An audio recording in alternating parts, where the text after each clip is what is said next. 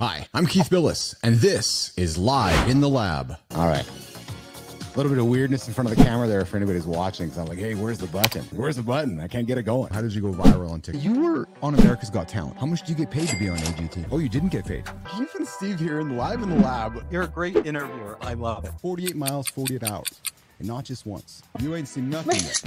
I hit 50 last night, and I'm like, yeah, things are a little different than they were 10 years ago. So trust me, things are to keep. You have no time for the BS that much of society seems to put on the table. Why is that? Like, what you're talking about is real right now. There's just no bullshit here, but it's just real. We brought you in with some Marley. I said, Joseph, let's talk music for a second. You said, well, Keith, oldies, 60s, 70s, and 80s. I've never talked to a sir before. Why are you a sir? In many ways, we're the same story.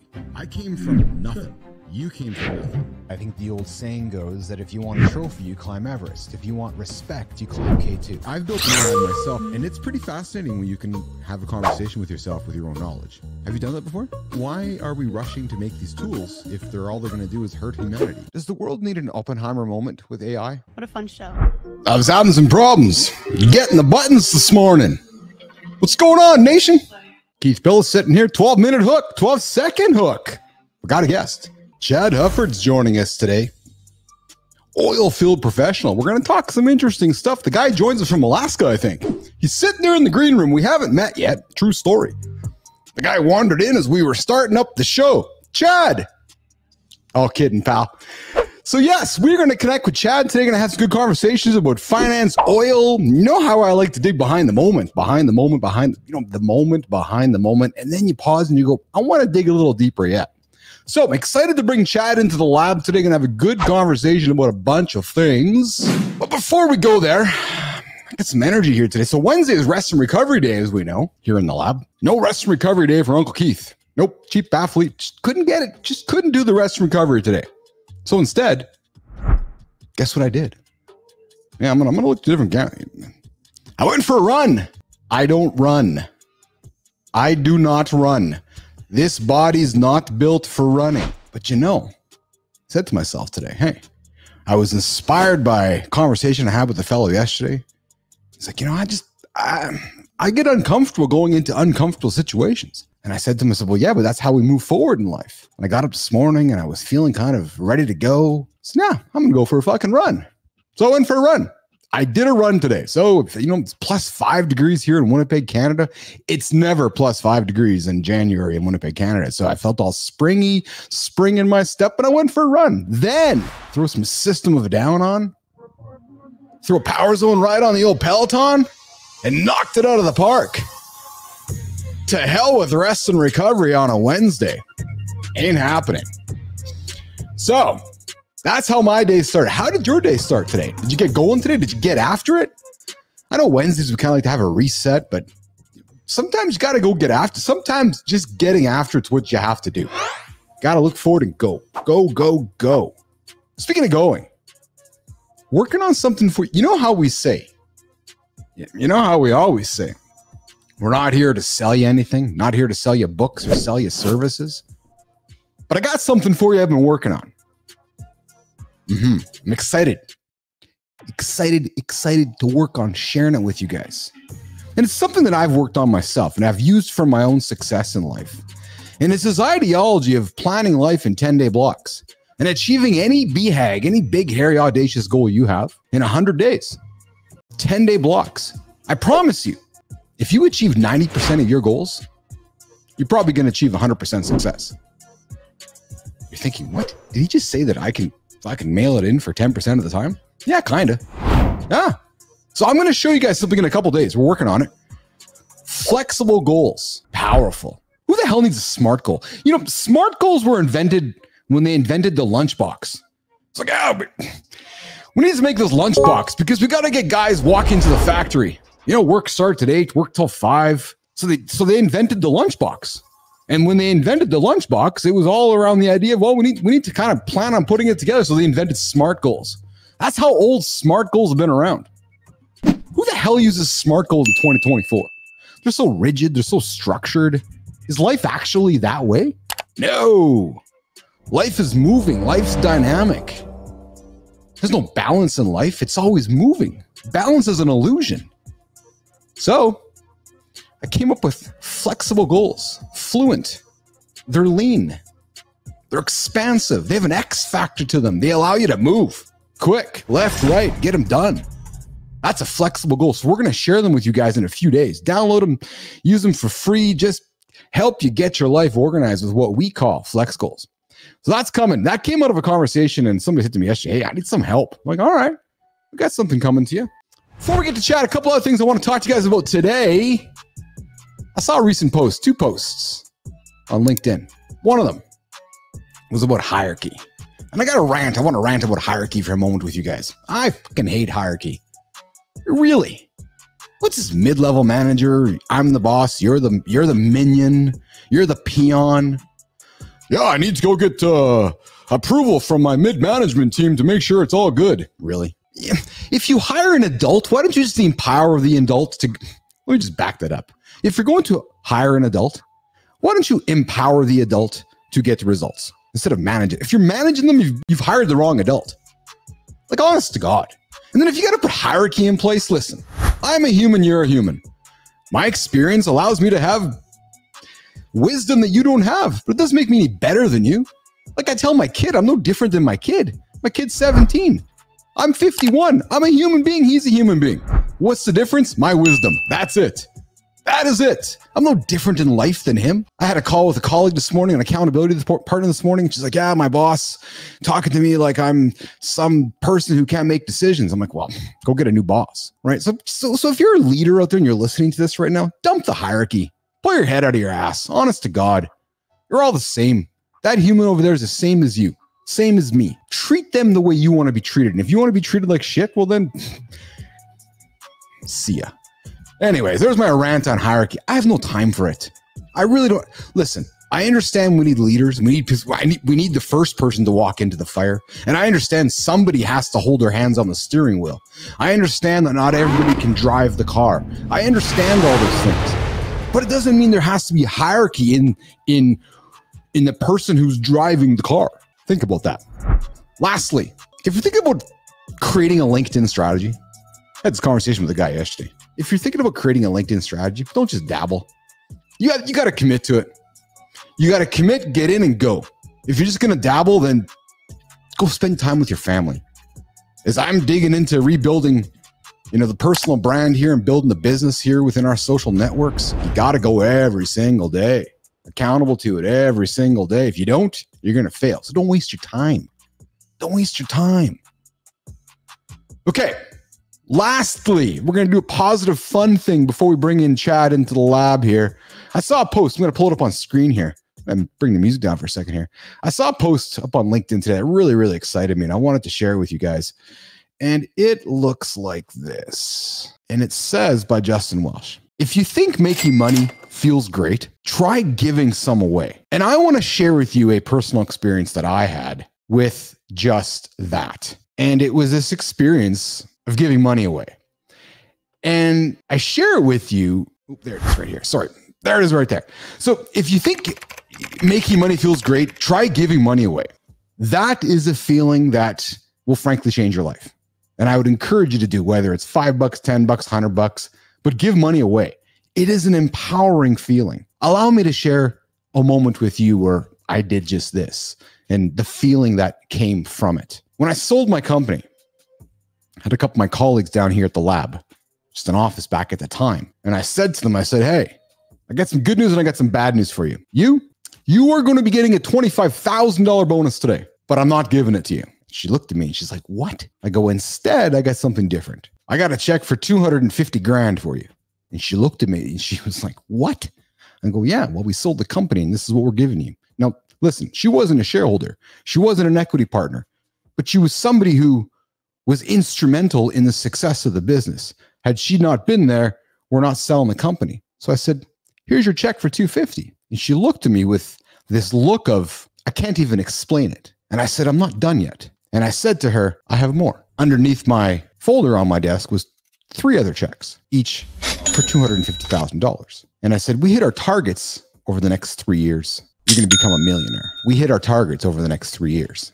And I made her a millionaire, as well as 2 other people on our team. Those feelings of changing somebody's life, empowering. So if you have the ability, whether it's a tip, some people are like, I'm going to give a nice big tip. Sometimes giving somebody $100 for a tip where it might not be meaningful to you, but meaningful to them is a really wonderful thing to do. So while we love making money, and I love making cash, I love making money, get to a point in your life where you can give some of it away freely and tell me how that feels. All right. So just a little share a good story here. I got caught up with the post from Justin Welsh this morning. We're going to bring Chad Hufford into the lab. He has been patiently sitting, waiting for us. Thank you, Chad, for doing so while I went off my monologue this morning. So we're going to bring Chad in. But before we do that, I'm going to have a little fun and bring Chad in. And we're going to do it with this.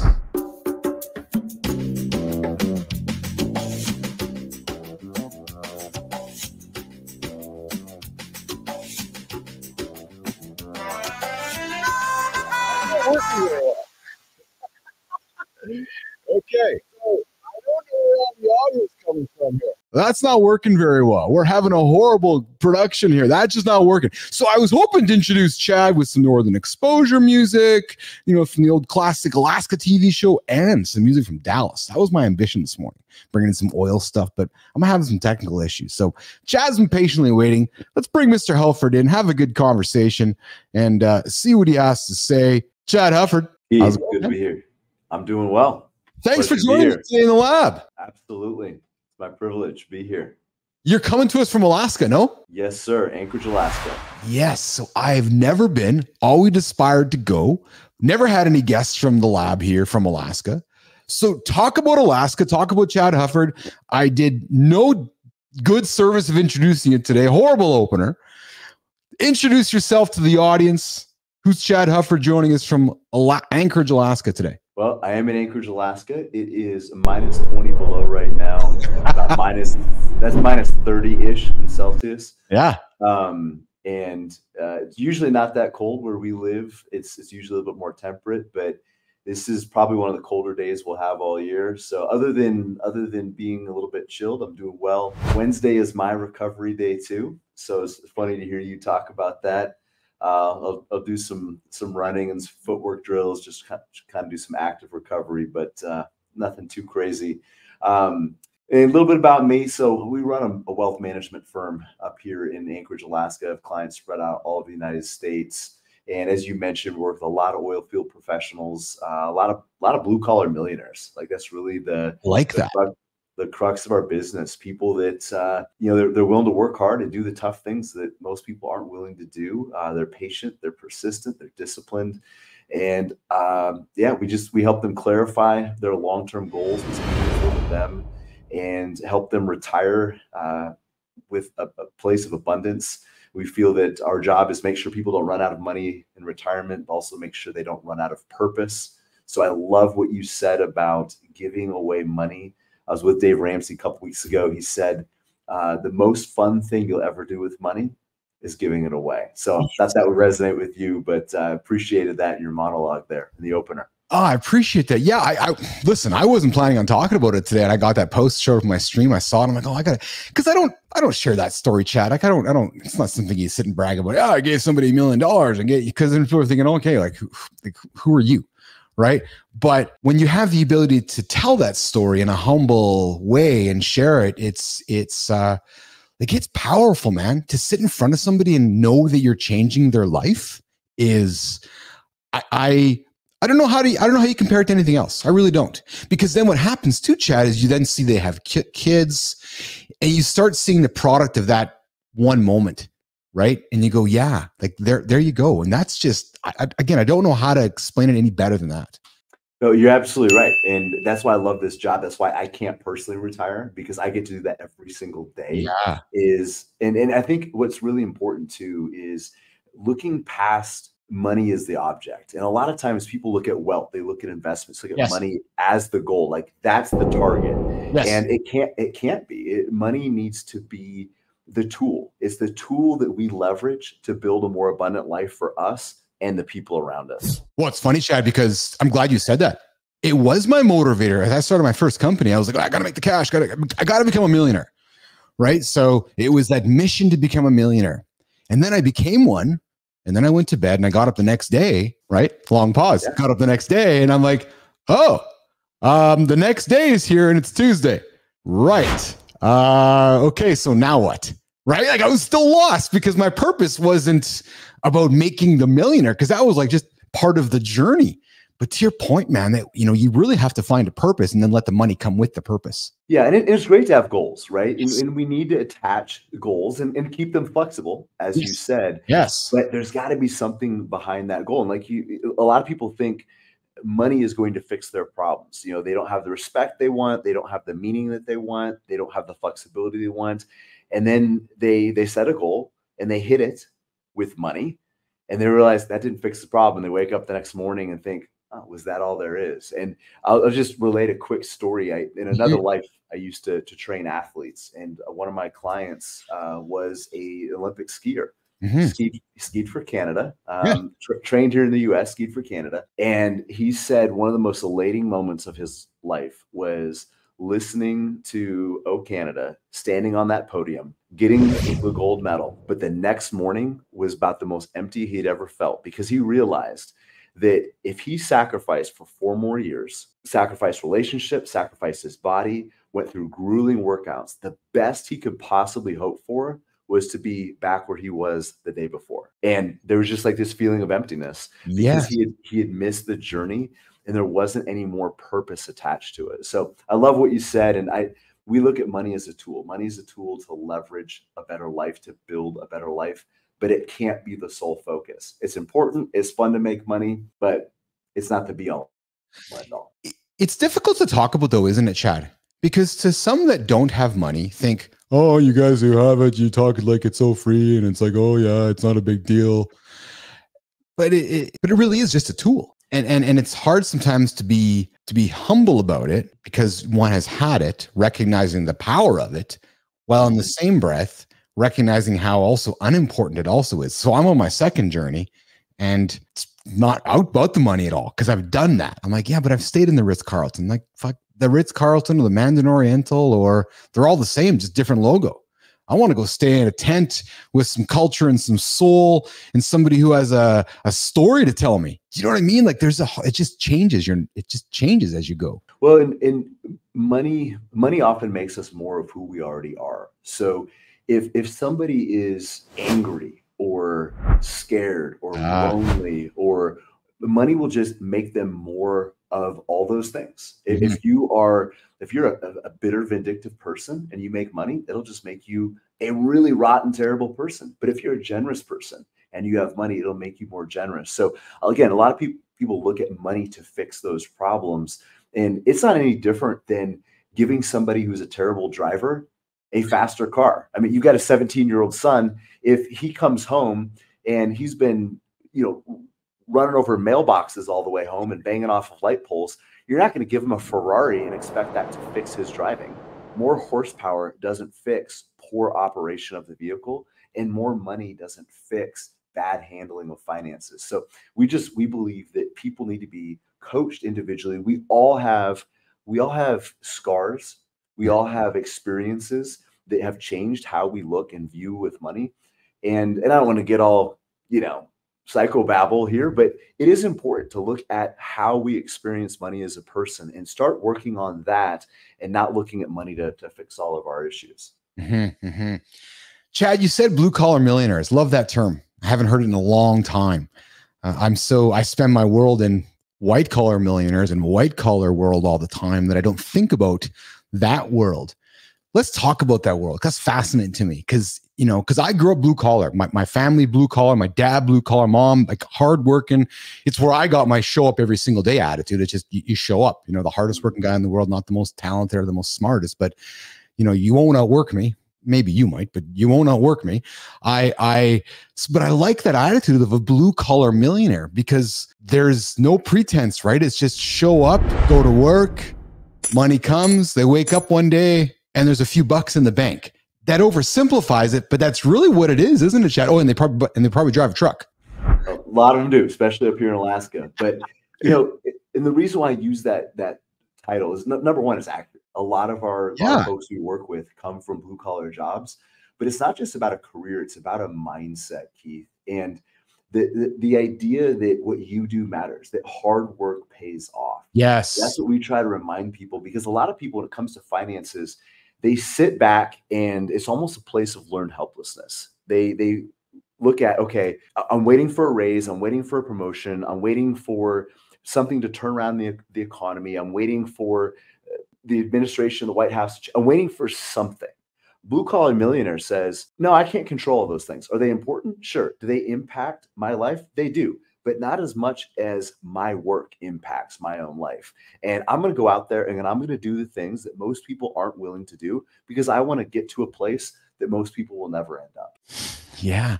And it's done by will. It's done by physical effort for the most part, isn't it? Like those and it's like, I'll go work the oil rigs. I'll go do things that most people won't do. And as a result of it, I'm going to be compensated probably a lot of it is hourly wage people. I'm going to also suspect too. It is. And when I say do things other people aren't willing to do, I'm talking beyond just the job. I'm talking about, the patient plotting, the chipping away at a big problem, not waiting for anybody else to come around and solve your problems, but to take control of your finances, take control of your life, your behavior. And that's kind of the mindset that a lot of our folks have, regardless of what industry. People that are willing to do the boring, mundane things like pay down debt, like invest on a regular basis, regardless of what the market is doing, and commit to long-term goals and do the things behind closed doors that nobody sees, that's going to have a huge payoff down the road. That's the blue collar mindset. Is that part of the Alaskan mindset too, Chad? Would you say like it's, you guys are up there in the north, you're off the map for the most part, I'd say. And I don't mean that as disrespect at all to my guy. I love Alaska. But you guys are doing your thing up there. And when I hear you talking about saying things like we are willing to solve problems that nobody else are willing to solve, well, what I'm hearing is we're so far away from the rest of the world that we have to solve these problems ourselves because nobody's coming to help us. I'm tightening up in some, in a tight box there, but you know what I'm saying. I do. And I don't think it's special to Alaska, because there's a lot of folks up here that don't have that mentality. And we have clients all over the United States that do have that mentality. So we're very selective. We want people that are willing to take ownership of their life. And that's a big thing. In the financial industry, the tendency is to blame timing, blame products, blame whatever. And what we're looking for are people who are willing to take ownership of their lives and to take responsibility. It may not be somebody's fault where they ended up in life, but if they don't like it, it's certainly their responsibility to fix it and make the necessary changes. So I do think Alaska maybe attracts a certain type of mentality, but we certainly have plenty of people who are wanting to point the finger, shift blame onto somebody else. So it's a rare breed that we work with.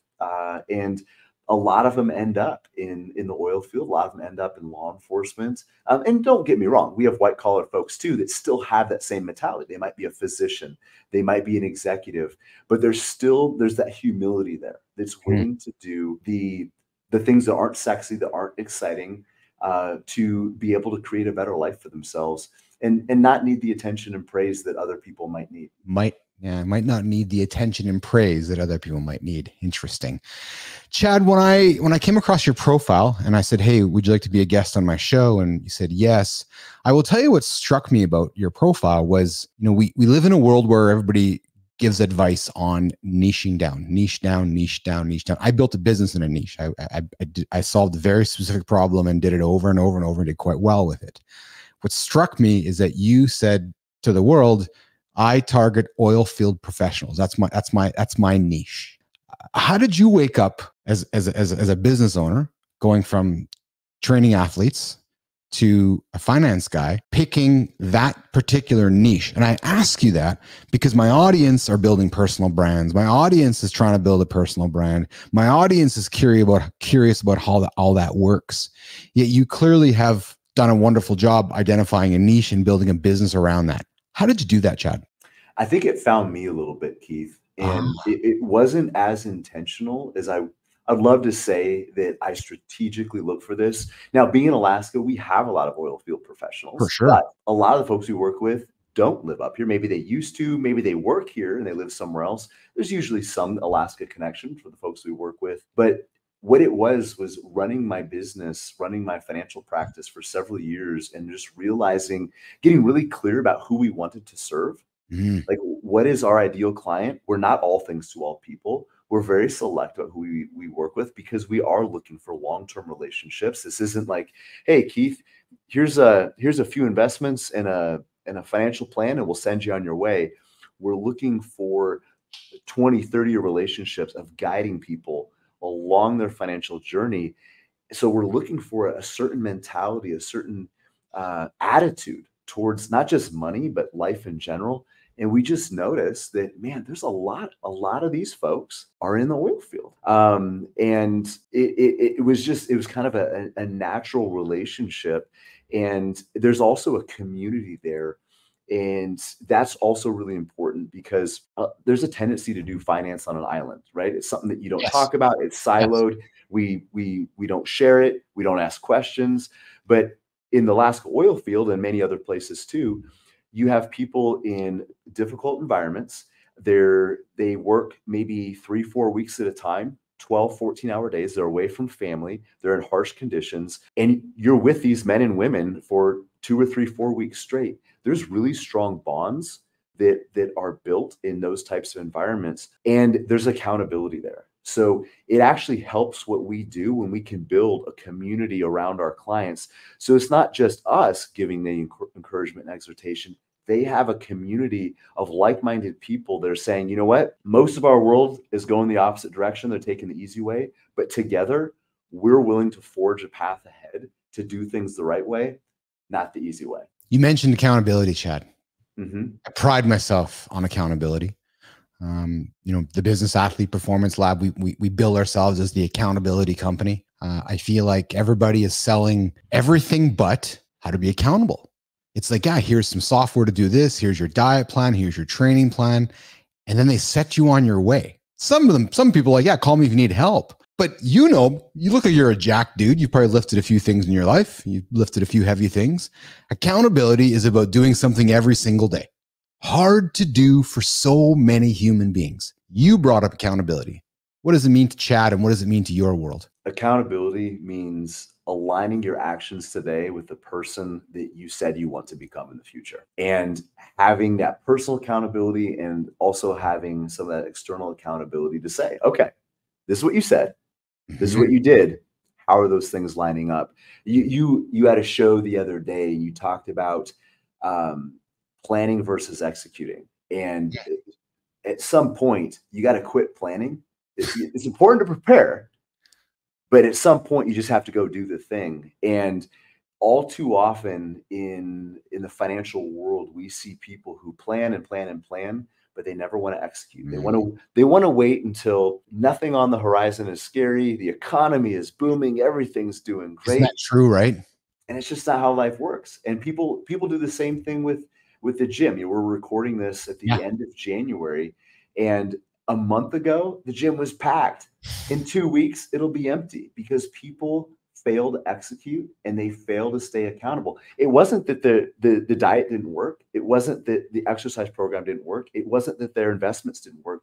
It's that they didn't stick with them long enough to get the results. That's where the breakdown was. It's so true. And you're beating up tomorrow's monologue, because tomorrow's February 1st. And it's that, okay, all your resolutioners, who's still sticking to the plan, right? And it's funny. If I was saying to one of my colleagues, about 4 weeks before December 31st, the LinkedIn feed was all filled with goals.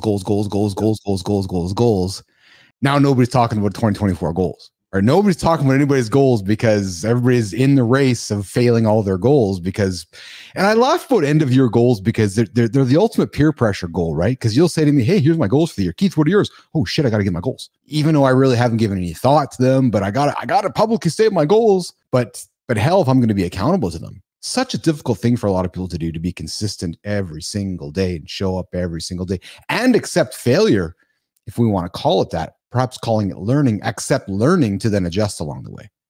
Yeah, and I look at that a little bit differently. I try to look through the lens of feedback, not failure. Oh, good choice of words. Yes. Because failure doesn't have to be failure as long as we're willing to learn from the experience. The problem is a lot of people look at failure as a sentence, like, okay, now this defines me.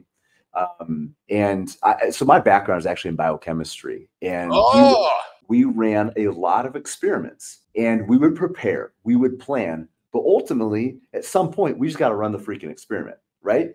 And we had a vision for how we wanted this to go. We knew what we wanted the outcome to be, but we weren't married to the outcome. We held the outcome loosely, but our principles tightly. And then we would execute the experiment and we would learn from the process. Most of the time, the experiment didn't end up the way we wanted it to, but we learned something along the way. Now, in the lab, in the biochemistry lab, we went in with the attitude of learning from the experience. But if we looked at our hypothesis and the results, there was often a disconnect. Most people in life would call that failure. But because we went into it with the expectation to learn, we didn't call it failure. It was an experiment.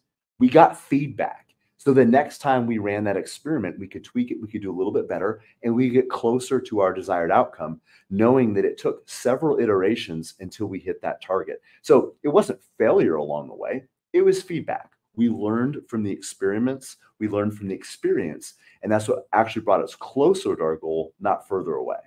So that's my perspective on failure and feedback. Every single day, I'm fortunate to meet with somebody new in the lab. And my goal when I go into the lab every single day is to learn something. And now I'm going to publicly thank you for teaching me what you just did, because I agree with you. I love that you've just changed my perspective from failure to feedback. And don't be surprised to see a post either on LinkedIn or in my newsletter about what you've just said, because that is exactly what it is, isn't it? It is feedback and it's not failure. And you also supported what I did here when I created the Business Athlete Performance Lab. I created a lab on purpose, because in a lab, what it allows us as human beings to do, Chad, is to experiment and attempt. And when you experiment and attempt, it gives you permission. I used to always use the word, it gives you permission to fail. No, it gives you permission for feedback now, is what you're telling me, right? So attempt, experience, get the feedback and try it again. That's awesome, isn't it? Because if you can get into that mindset, you're moving forward, aren't you, Chad? Absolutely. Absolutely. But we have to be humble enough to accept that feedback. The real failure happens is if we have an experience that doesn't go the way we want and we don't learn from it. That's failure. It is. Yes, right. But to be able to learn and then change things, that's what's really important, especially if somebody is trying a new goal. They are trying, a big, hairy, audacious goal like you talk about. It isn't going to work great the first time. If you haven't worked out in 20 years, you go to the gym, it's not going to be a great experience the first time. And I think this is also important when we talk about long-term journeys, to look at the sustainability of something before we look at optimizing it. So before we try to get perfect, we just have to figure out how to make it sustainable.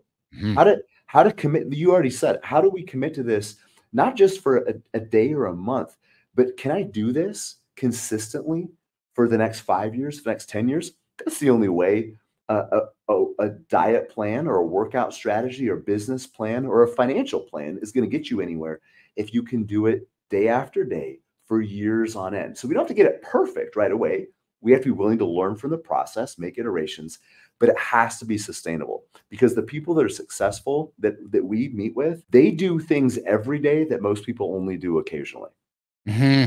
Well, and that's the difference maker. And that again goes back to showing up. I had a guest on my show a number of weeks back named Jacob Turner, a Major League Baseball guy, did very well in his career. Now he works with professional athletes like yourself in the financial services side of thing. And he talked about his non-negotiable before 10 a.m. And I talk about my non-negotiable before 10 a.m., like everything I have to do before my day starts.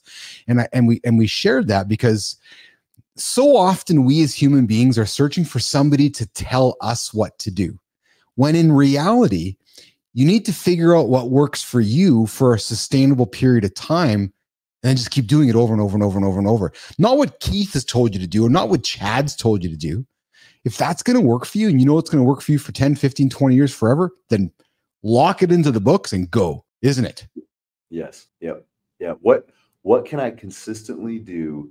It might not be perfect. Yes. It's going to move me towards my goals, and I can nudge it a little bit every day a little bit every week, a little bit every month, and not give up after 5 weeks, 5 months, 5 years. Yes. That's what's going to, the best diet is what you can stick to. The best financial plan It's is so what you true. can execute. 100%. Yeah.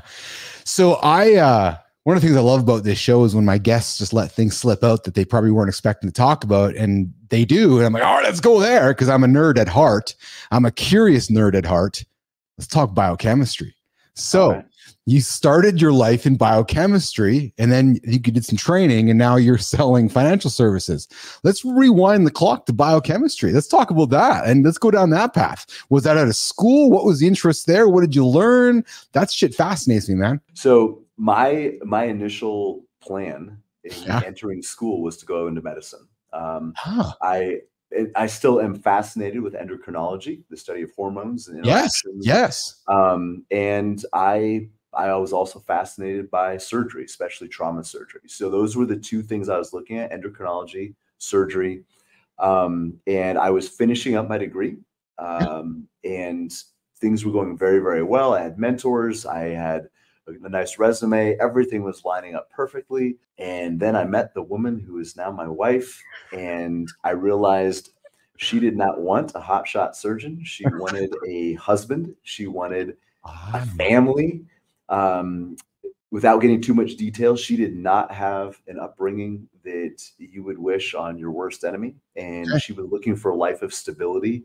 So I realized I still was an entrepreneur at heart, but I needed a job. I needed a business that I could own, and not a job that owned me. And I talked to some of my mentors who were surgeons, and they said, this will be really hard because the way you're wired, you're going to love being a workaholic, and it's going to hurt your family. So I took 3 years off after finishing my biochemistry program, and much to the chagrin of some of my medical school professors and the folks that had invested in me, there's a lot of people who were helping me along that path. But I took 3 years off, not off. That's when I started personal training. I started working with athletes because it was not something I wanted to do long term, but it's something that I knew I could monetize pretty quickly. I was good at it. I had a background in it. And that's where I started developing the mindset part, the performance mindset that now we've infused in the investing process. Because what I've realized, and I'll get back to the biochemistry thing here in a moment, but what I realized in coaching high performing athletes and soldiers was you have to make the operator better. You can't give them a better tool. You can't give a basketball player a better shoe and expect them to play better basketball. You have to make them a better player. You have to make a soldier more mentally tough, more mentally adaptable. You have to make an MMA fighter more resilient in their heart and tougher in their mind. So when it came to investing, what we realized is we can't just give people better investments. We have to make them a better investor. We have to change who they are fundamentally. No more or no more so than giving somebody a faster treadmill makes them a better runner. It doesn't. You have to coach the individual, then they can get the most out of those tools. So I took that time off to just really do a lot of soul searching, Keith, and that was really beneficial because I learned so much during that 3-year period that I implemented into the financial services strategy. But I knew that that's not what I want to do long term. I have a passion for it. I still enjoy it. I still do a lot of that for myself, those high performance workouts. But at that time in my life, I didn't know how to scale that. I wanted to create something where I didn't have to be at work to get paid. I could build a nice, steady, consistent residual income stream, and developed a financial services model that allowed me to do that. I did grow up in the financial industry. I learned a lot growing up. That wasn't the direction I thought I would go. So it wasn't like I pulled out this wild hair. It was just ultimately what I wanted to do, Keith, is to help people live a more abundant life. I thought that medicine was going to be my ticket to doing that. It just ended up being finance. And then there was fitness in between. So yeah, that's kind of the long and short of it. You've told me a lot about you as a human being in 4 minutes than I probably would. Like that statement you made about, you had a mindset of this, but you had a wife who wanted something different. Man, the respect I have for you in your own mirror is off the charts. Just that level of awareness that you're able to have with yourself to say, okay, that's what that's what we are going to have as a team together. Good on you, man. Like that's that's a level of commitment that I don't know if every guy or every couple would be able to have, that a level of awareness to make that decision. Well, let me just share a little bit more background on that real quick. So my wife was abandoned by her father when she was 4 years old, and she remembers having Christmas in homeless shelters. And so when her dad left, she was 4 years old. She had a twin sister and two little sisters, 4 kids 4 years old and under. And I was afraid that having a career that completely consumed me was abandoning her. And I was not willing to do that. I wear my heart on my sleeve. So right now I have to pause so I can just maybe make sure my eyes don't get too moist on camera in front of my audience, which I don't mind because I was taught, well, we all have our crosses to bear in life. But dude, who are you? Honestly, you have children? 6 of them. Hold on a second here. He said 6.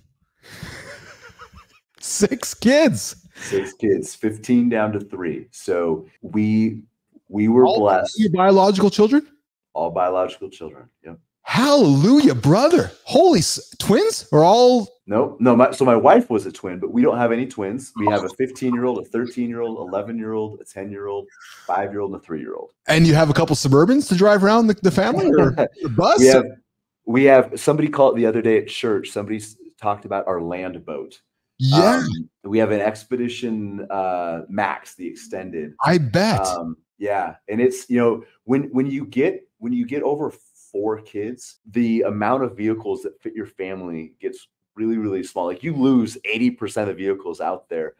And when we hit our 6th kid, even a lot of the Suburbans, Expeditions, Yukons, if they have that captain's chair in the middle, that won't fit. We were in Nashville just a few months ago in June, and we had reserved. This is awesome. Yeah. And they're like, "Oh, we don't have one. We'll get you in a Tahoe." And I was like, "Well, that's not going to work because we have a family of 8, and we're going to be down here for a week and a half. We have 10 days worth of luggage, 8 people. We're not going to fit in a Tahoe." And they're like, "Well, that's all we have." And I was like, "Well, it's not what we had agreed upon. You were supposed to reserve this for us." And like, "Well, I'm sorry, it's an inconvenience." I'm like, "It's not. There's 7 seats. We have 8 people. It's not an inconvenience. It's a math problem." So just So we have a school bus for you, Mr. Hufford. Oh my goodness, we're that close. A couple more kids, we need a school bus. So I nerded out. So let's go talk biochemistry. Heck, man, my audience is gonna say, "Uncle Keith, Chief Bapl, we got to talk about 6 kids. If we don't mind." So 1, 2, 3. So what's the conversation? We're like, let's have another one. Let's have 4. And then, hey, let's have another one. Let's have 5. And then was it, oh, let's have another one. Let's have 6. Or I'm sort of getting too personal, but I'm fascinated by the conversation you and the wife has, which is, okay, we're on 4 to 6 now. So our first 4 were all pretty close together. So we had 4 in like 5 years. And, as long as we're getting personal, I'll share a couple things. So there's some miscarriages in between. Yeah. And, but she kept getting pregnant, and then we had all these healthy babies. Well, our 4th, he was actually diagnosed with a terminal, sorry, I'm gonna get a little emotional here, a chromosomal condition. And they told us he would never see his first birthday. He turned 10 in November. Dude. Miracles still happen, brother. Yeah. So you know. Yeah. But then she stopped getting pregnant. She had a couple more miscarriages and then stopped getting pregnant. So we actually looked at adopting, and because 4 wasn't enough. And we, what? God has blessed us with a life and with support and with flexibility. I mean, I'm out of the office almost every day, no later than 5, and not a lot of business owners are able to do that. And I realize how special it is. And God has given us something very, very special to be able to have an incredible balance outside of work, but still have a phenomenal financial practice with incredible people that work in here with me. So I don't have to do it all. And I can walk away and be with my family and not have to worry about work. So we felt like we've got something super special. And we, even though 4, there was a completeness for me, my wife felt like there's something more. So we looked at adopting, had a couple of those fall through, without getting too much detail. And we just kind of were trying this, and it was just something never quite worked. And 4.5 years go by, and we were celebrating a birthday for my oldest daughter. I'll try to make this story quick. And we have a whole bunch of people coming over, and my wife's like, we need to get more seats in the garage. So I'm in the garage, and there's like all these strollers crammed into this little storage area, and I'm pulling these strollers out, and I'm like banging my shin. I'm getting upset and frustrated. And I told my wife, I was like, why do we have all these strollers? She comes in to check on me because I'm banging stuff around. I was like, why do we have all these strollers? All our kids can walk. This is ridiculous. And she's like, well, some of us maybe aren't ready to stop having kids. And I was like, well, we're not going to have 4 at once. We don't need 4 strollers. I'm just upset and frustrated. Well, 30 minutes goes by. We're out in the yard. We got 20 or 30 people over for this birthday party. My daughter opens a gift, and it's a t-shirt that my wife had made for her. And it says, I'm a big sister. She didn't tell you. She didn't tell me. I felt like the biggest jerk. I felt this small. I said, Tiff, you're pregnant. And my wife cannot not keep a secret. She kept this for, if somebody tells her about somebody we don't even know, like she can't keep a secret until dinner time. She kept this a secret for 2 months. And I was like, you're pregnant. I'm so sorry about what I said in the garage. But so that's how I found out. And that was number 5. And he was born prematurely. We had some issues there, but he's healthy and happy as well. And then we had a COVID baby. So March of 2020, we're in the hospital. Sorry, man. And we got a COVID baby. We got 5, honey. We got nothing else to do. We're locked up. Let's go make another baby. Well, to be the baby started before. He was born during COVID. So I don't know. We were born in 2019 too. I don't know. But so 2020, we're in the hospital. The world's shutting down. Yeah. And while we're in the hospital with the baby, the first COVID case is announced in Anchorage, and they talk about like, are they going to shut down the hospital? All this. I told my wife, like, we're not staying here for this. Like, we're taking the kid. We're going out the window if we have to, but we're getting the heck out of this hospital. But anyway, so that's where we're at. 6 kids. The youngest is 3. Everybody can dress themselves, feed themselves, and use the toilet. So we're feeling some freedom again as parents. Dude, so I'm starting a segment with a friend, Di Manuel. He's got a podcast out of Vancouver. He does a 2% solution. And I'm scheduled to be on his show in a couple of weeks. Yeah. So Di and Keith are going to do some segments called 2 Dads in the Lab. I'm thinking that we might need to invite Chad Hufford to be in the lab, because what the hell do we know? 6 kids. So booking dinner reservations must be fun. Car rentals, size of your house, like everything is. Again, the audience listening, not a lot of people have 6 kids. Like so you talk, again, go back to how we started the show, Chad.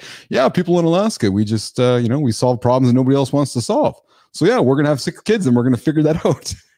Well, we're not afraid to do things different. And I think that's something that's defined me my entire life.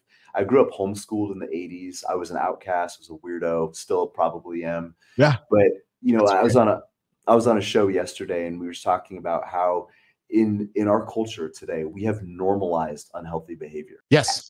Average is being broke, obese, yes, medicated, alone, divorced. We have normalized all those things.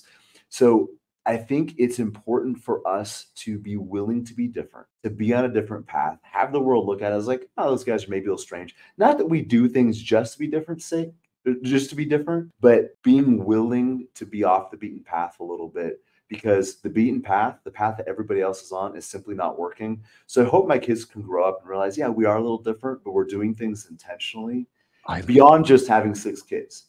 But we're willing to look a little different than the average family, because we want something different than the average family wants. Dude, you're inspiring. You really are. Thank you. You and your wife doing a podcast or a show or creating content on your 6-kid family? Or because if you're not, you might want to consider doing that. Well, I'll talk to her about it. I'll bring it up. She, not to brag on her too much, but she actually homeschools them all. Dude! So you guys guys have like a sitcom. Like there's actually a sitcom happening right now every single day in Anchorage, Alaska. Well, especially because the 3-year-old thinks he's a stand-up comedian. So, because he's always had an audience, right? He's always had somebody to laugh at him. And yes, if you planted a camera in our house, we probably could do a Netflix special. But you think about laughing. So I have 3 kids. I got a 17-year-old, I got a 14-year-old, and I have an 8-year-old. And the 8-year-old is the only one that laughs at my dad jokes now. So I'm thinking you're pretty good still, because you still have a few. You have a few left in your audience that laughs at your dad jokes, eh? Exactly. I've got an easy crowd still. That is spectacular. That's it. That's awesome, man. Thank you for sharing that. You said you'd maybe caught it one of the previous shows. If you know anything about me and what I stand for, I'm a big fan of the human. Maybe I'm naive about it, but I hate the echo chambers we all want to get into, and just so we can all drink the same Kool-Aid. I want to have an honest discussion with somebody. I really believe that at the end of the day, your humanity, my humanity is what really brings us together. And, you're raw and naked in front of me. I'm raw and naked in front of you. And we can have honest conversation without judgment and full of grace. Right. So for you able to share those things with me, I'm really grateful for that. Thank you. Because we don't talk much about humans these days. We spend so much time talking about every other part of bullshit in this world, where let's just talk about the human. Like there's good humans out there, and you're a good human, clearly. Well, I appreciate that. And it's important. And, hopefully we didn't get too personal on anything, but I think it's important to be vulnerable. No, this is my show. This is how I roll, man. The more vulnerable, the more deep we get. I think we need more of this out there, frankly. Well, and think about what I do, right? So when somebody comes in to my office, I'm going to say, so Keith, if you're walking in, I'm going to ask you about your biggest dreams, your biggest hopes, also your biggest fears, and some of your failures. I'm going to ask you how much money you make, how much debt you have, how much you saved. I ask the questions nobody gets to ask. So you mentioned being naked and vulnerable. When people step in my office, that's what they have to do. Yes. I have to be willing to precipitate. Bingo. I can't tell people, I want to know all about you and your deepest, darkest secrets, and then hold everything that I have close to the vest and not show anything. So I've got to be authentic. And we live in a society where we put our best foot forward, we put up a facade. But as a business person, what we do is we get into the nitty gritty of people's lives, and we expect a high level of vulnerability and transparency. We need that to do our jobs correctly. So I just want to be able to give that same thing back. If I can crack a joke with you. So if you were going to be my investment advisor, I feel obligated to give you my money so you can pay for the livelihood of your 6 kids. Well, we do have folks who invest in Hufford, man, because he's got 6 mouths to feed. Well, I've joked before when people are going through, we're doing estate planning and legacy, and they're like, just look at some charities. What charities? Do you have any charities that maybe I should the Hufford leave some money? I'm like, I've got a great foundation that helps, underserved homeschooled kids up on the hill in Anchorage, Alaska. So, if you want to throw a few bucks that way, we'd appreciate it. College is going to be expensive. We'll pick our favorite 2, and those 2 will get to go to college. So. It's spectacular. So I'm glad you brought up college. I had a conversation, and this is going to go back to you and your wife. So I had a conversation with somebody yesterday around knowledge. And, we live in a world right now where, so Google unleashed the first commoditization of knowledge, 25 years ago.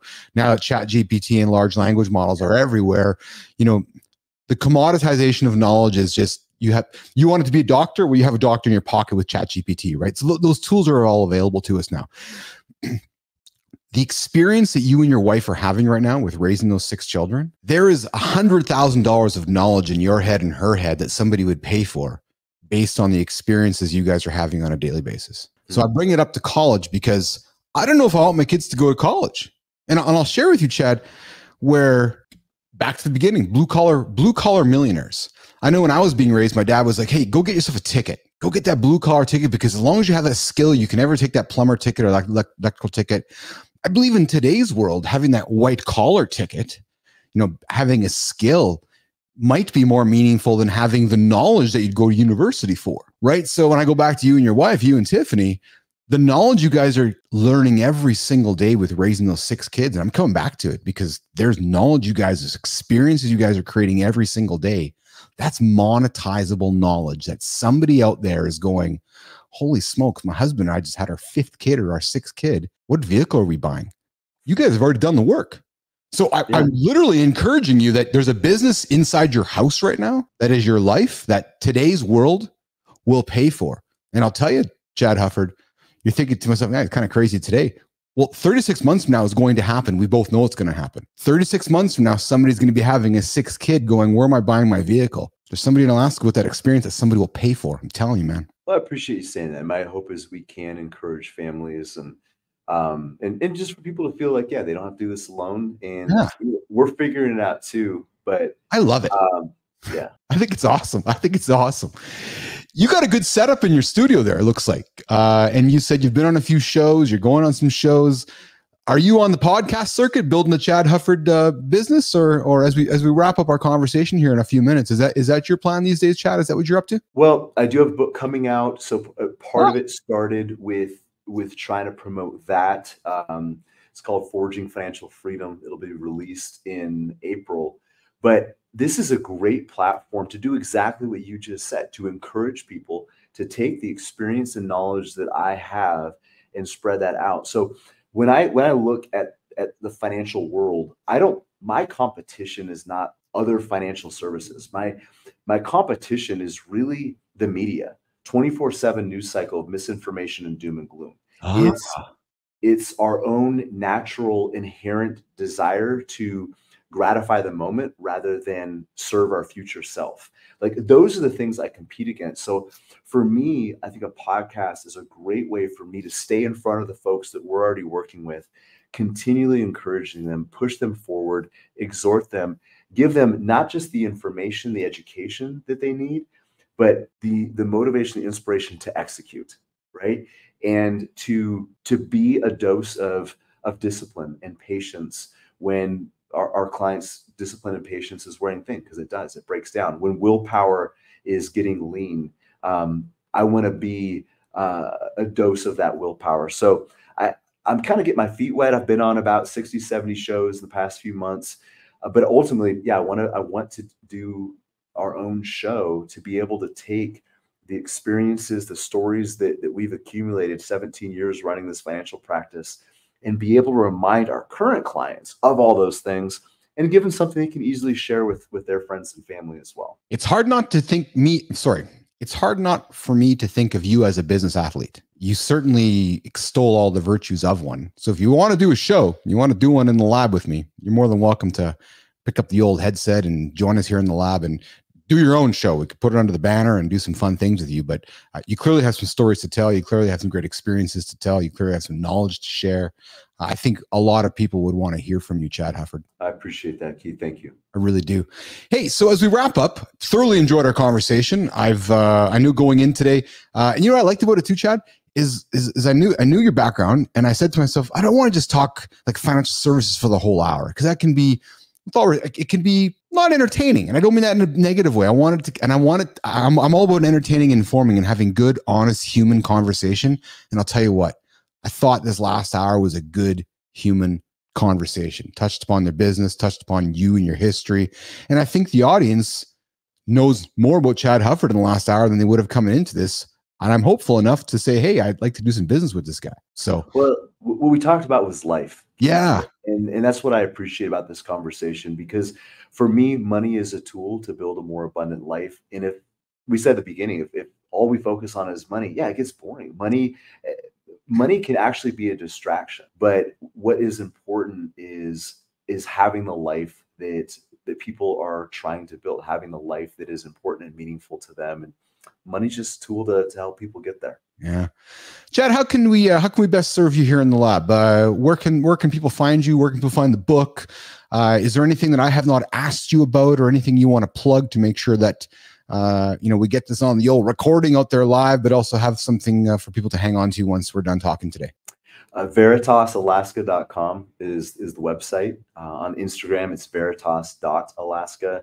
It's the best place to contact us. Don't let the Alaska scare you away. We work with folks all over the country. The book is Forging Financial Freedom. And it's about mostly the principles and mindsets necessary to build a life of financial independence and to build sustainable wealth. That's awesome. Chad Hufford, thanks for joining me live in the lab today. It's my pleasure. Thank you so much for having me. It's been a lot of fun. Awesome. So I'm going to stick you back in the green room for a second. I'm going to say goodbye to the audience and come back and walk you out. Okay. All right. All right. Thank you. Hang tight. I'm going to do this here. Oh, there we go. There's that there. I'll put some music on. Another great conversation. Chad Hufford live in the lab. So here's what I learned. I learned that there's no more failure in the world. It's true. No, actually, I learned that there is failure if you don't learn from it. That's the hang, right? That's the hook. It's only failure if you don't learn from it. What it actually is, Business Athlete Nation, is called feedback, courtesy of our friend Chad Hufford. So I'm going to leave from this conversation today with changing the F word in my head. No, not from failure to feedback. Knowing that if I failed, I haven't learned anything. That's powerful stuff. Think about that. Hey, you know where to find me. I am always here Monday to Monday, accountable, showing up every single day, live in the lab, noon central, -6 GMT, X, YouTube, and LinkedIn. A lot of great things coming down the pike. January 31st, February is around the corner. I expect to have an active, fun February for you all guys to be a part of. So I hope you'll join me on the ride. You know where to find us. Subscribe, inside.bapl.ai, inside.bapl.ai. That will be helpful. Get content delivered to your inbox. What would be more helpful if you head on over to the old Apple podcast machine and leave a review. Leave a review, tag those stars, make us feel important inside the old Apple podcast machine so we can get some more traffic and keep building the business. With that being said, I am out of here. We'll see you guys tomorrow, live in the lab with Keith Bilous.